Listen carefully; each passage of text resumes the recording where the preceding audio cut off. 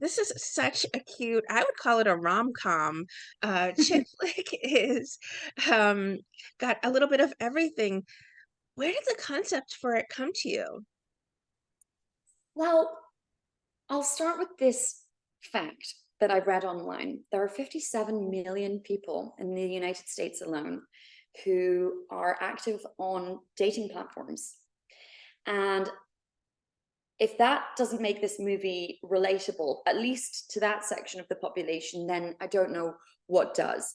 Everyone has a horror story about dating, and while I've been in a relationship for a decade and missed the whole online dating world by the skin of my teeth, I've certainly had a few of my own terrible dates in the past, catastrophic dates, hilarious dates, and to see so many of my friends going through the trials and tribulations of and the perils of online dating, I thought this is a story that kind of has to be told because it's so relatable and it's also so funny. I mean, we titled it chick flick because that title really sort of encapsulates this silly whirlwind tale. It's seasoned with humor, heart, and a lot of traditional rom-com elements, but a bit of vulgarity and a bit of naughtiness at the same time.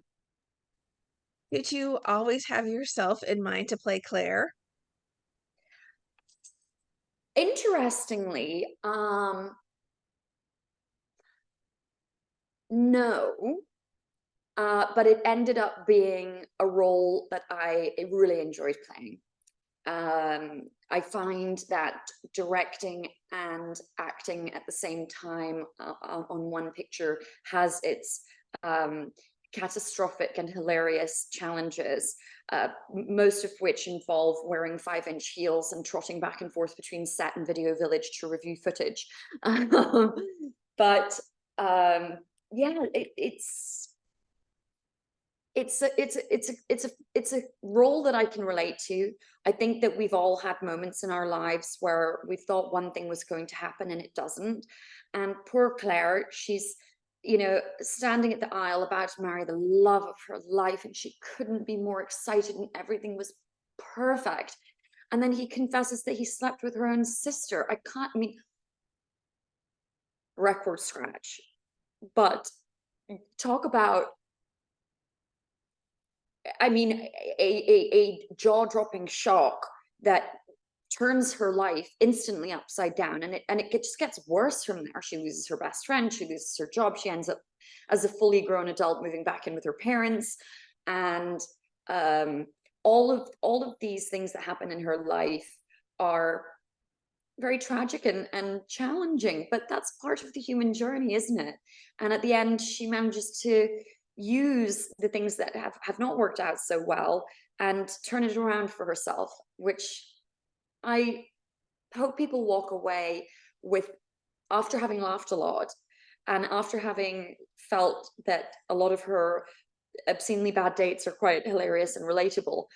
There is sort of a very soft ending to this film in which Claire realizes that maybe all of the assertions she'd made about people and men aren't necessarily fair or correct, and that you can find love eventually, and that even though she loses her job and her apartment and everything else, in the end she ends up with a job that she would never have even dreamed of having. So life has its ups and downs, and everyone can relate to that. Keep swiping because maybe love will find you off the, off the app. Exactly. I think there's such great chemistry between Claire and Kyle, which is interesting, especially after all the incredibly bad dates she's had. And as you said, we've all been there. Talk about casting Sam Page as Kyle. He's just gorgeous, isn't he? He's just a My dude dream. went to Princeton too. I know. He's a dream. He's an absolute dream in every way. He was a dream to work with. And I think there was a very natural chemistry between us. Um, and the very first scene that we shot of the film, or one of the very first scenes that we shot, it was actually the first scene that he and I shot together, was the scene at the very end of the movie where they're making out in an office building. So it was like, "Hi, Sam. I'm Louise. So I guess we're gonna be making out in a minute. Nice to meet you." You know, very awkward. Oh God, it was so mortifying. Um, but phew, what a dreamboat he is. So a delight to work with. What is it about Kyle that really connects Claire, and what is it about Claire that connects Kyle? As is revealed at a sort of big turning point in the film, when Claire has had the fun and games of going on all of these insane, catastrophic, hilarious, nightmarish dates, when she reconnects with him and remembers a love that she had before her heart got broken. And it's the first time in the film that she acknowledges that indeed it was she that broke his heart the first time around. And that's a big revelation for the character because she's sort of on this retaliatory dating streak because she's angry. And that moment when she rekindles her love with Sam Page's character Kyle, it's a moment where she has to personally reflect and say, "Oh crap, maybe I'm also one of the bad guys," which is a big moment for her as a character. Um, I think, we've all had a first love, and it's the kind of thing that does last. I've spoken to so many friends, and they say when they've discovered that someone that they deeply, truly loved has become engaged or got married or had a baby, it feels almost like a really hard punch in the gut because there's that never ending what if. And there's a finality to those life events, which means that those people are sort of, well, that's him gone forever, I guess, or that's her gone forever, I guess. Um, and so it was nice to explore the idea that maybe that first love could be rekindled after she'd made so many mistakes with all these guys that weren't right for her. Is there a scene that you feel turned out even better than originally you had, written it to be, or maybe thought when you were planning it out? Let's see how this goes, and it turned out even better. I think the funniest scenes in the movie are the ones where I asked actors who were either in DC or Milwaukee, who aren't, LA based and who aren't trained actors, to improv with me. And some examples are Mick, the guy that is particularly offensive and said he wouldn't have come on this single date with her if he hadn't thought that they were going to have sex that night. uh Matt, Michael, I think, is one of the characters that's the art collector. These are all in person nicest guys. And so we're there on set and I say, okay, here's the scenario. This is your objective, this is my objective, and let's just play. Let's just play. Action. Go, be an asshole. And so these terribly nice people found it terribly challenging to be terribly awful.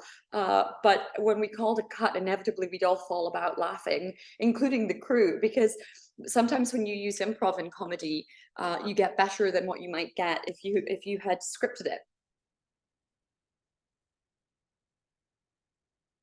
Certainly, there's so many comedic moments, and I bet it was hard to keep it together during many of the scenes as well. Was there any room to improv, or did you Yeah. really stick to the script because you had been so, invested in it?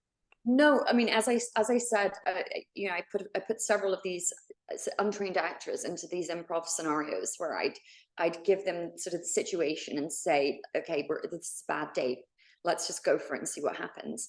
Which made the comedy very natural and spontaneous. So if I direct comedy again, which I really hope to do, because it's my one of my favorite genres. I mean, I love all cinema, but it's to direct and to write comedy is my favorite.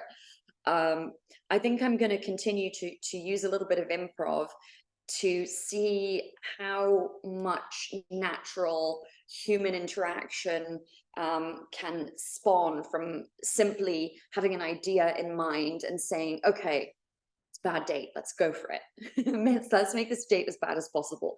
And in the real world, lots of dates go catastrophically wrong, which is why this movie is so relatable to so many. What do you hope then viewers take away from chick flick? Is it just a little bit of time to laugh at the realities of dating in the modern era? Completely. I want people to relate. I want them to laugh. I want them to hear Claire's incessant narration and voiceovers, and to laugh along with her and cry along with her and totally understand the predicament that she's in as life gets worse and worse and worse. And she loses her job, loses her best friend, loses her apartment, and ends up moving in with her folks. Um, I want them to laugh, and I think the laughter will come from being able to relate to what it feels like to go on these dates and be catfished or then get ghosted or whatever. uh but at the end, I want them to take away a renewed sense in humanity, as Claire does. She starts as a very flawed character because she's had her heart broken. And as the film continues, she goes on this retaliatory dating streak, and it's very funny and filled with disaster. But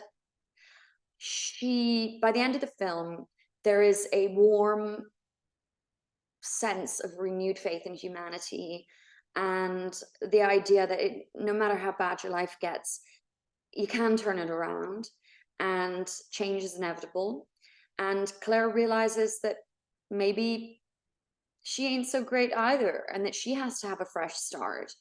And uh, so there is a denouement at the end of the film, which is designed as a beautiful pink bow and a kiss for the soul, I suppose, because it ends on a reflective but warm high note.